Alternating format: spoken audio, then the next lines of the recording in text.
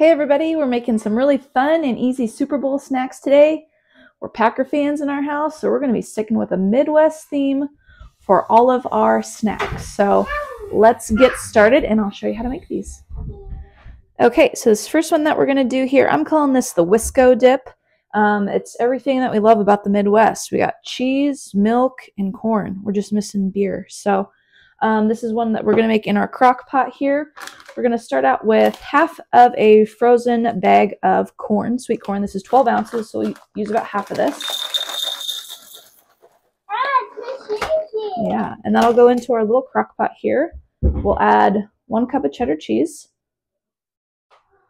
All right. It's covered up. Yeah, and 1 cup of shredded pepper jack.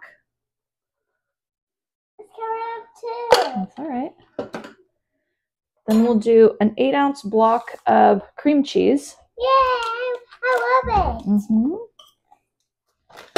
Then we'll do about a half cup of milk here. Yeah, I like milk. Yeah.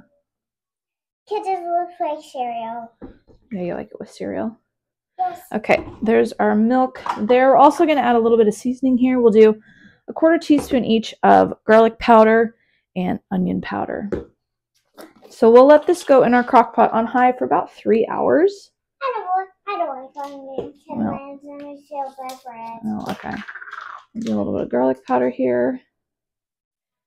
And after our 3 hours are up, we'll go ahead and give this a little stir, and then it should be ready to serve. So we'll see you then.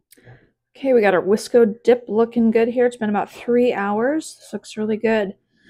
This is pretty much the consistency that we're looking for. If you feel like it's a little bit too thick, you can add a little bit of milk to this to thin it out. Or if you think it's too thin, you can add a little bit more cheese. But I would serve this just with some tortilla chips. Just gonna scoop it like that. Looks pretty good. So it's just a really easy cheesy dip to put together. So enjoy. All right, now we're gonna make our Tacho Bar. So you're familiar with nachos. This is the tater tot version of that. So we're going to take a big old bag of tater tots here. Get these spread out onto a foil-lined cookie sheet. Kind of all in one layer here. And we're going to put some taco seasoning on here. Just like that. This will go into a 450-degree oven for 28 to 32 minutes. Okay, so now we can work on our tacho toppings here. So I'm just using this little party tray here. This is from Dollar Tree. I'm just going to put some fixins in this. So I'll get that prepped.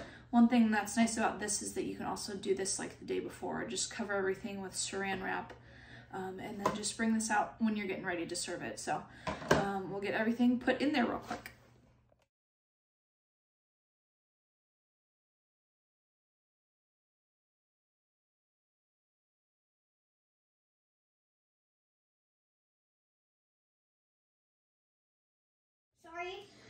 Okay, so here's our Tacho Bar fixins here. These look good. I have some sliced olives, I have some green onion, pepper jack cheese, some corn, some salsa, a little bit of cheddar, and of course sour cream. So these will go great with our tater tots once they come out of the oven. So again, you can do this ahead of time. Just put saran wrap on this and then store it in the fridge overnight.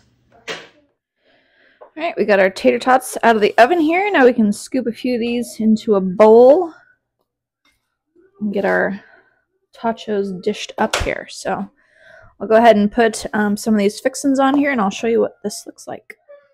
Okay, here's my tacho bowl here. Of course, you can put kind of whatever you want on here. You can put out some hot sauces if you wanted to, but other than that, this is just a really easy little tacho bar to put together. Okay, now we can work on our Kilbasa board. So I have a little cookie sheet that's lined with foil. It has some cooking spray on it. And we're just going to heat up some of these pre-cooked kielbasas here. So I have my oven on at 375, and these are going to bake for about 20 minutes. And then they'll come out of the oven, and we'll serve these with a few different types of mustard on a big carving board. So we'll get these in the oven, and we'll get our mustards prepared. Okay, now we'll get our Kilbasa board ready. So I'm just using a regular wooden cutting board here.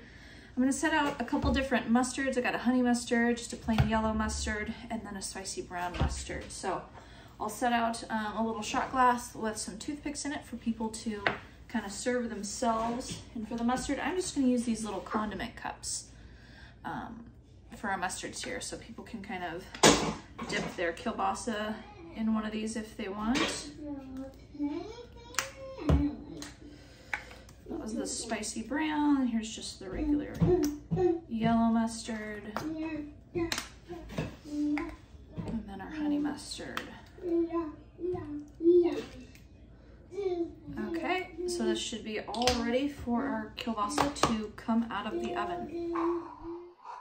Okay, our kielbasa board is built here. This looks good. This came out of the oven. We got our little mustards here, our toothpicks, so people can just kind of come through and take a piece, and dip it in their mustard, and enjoy. So that's it for our kielbasa board.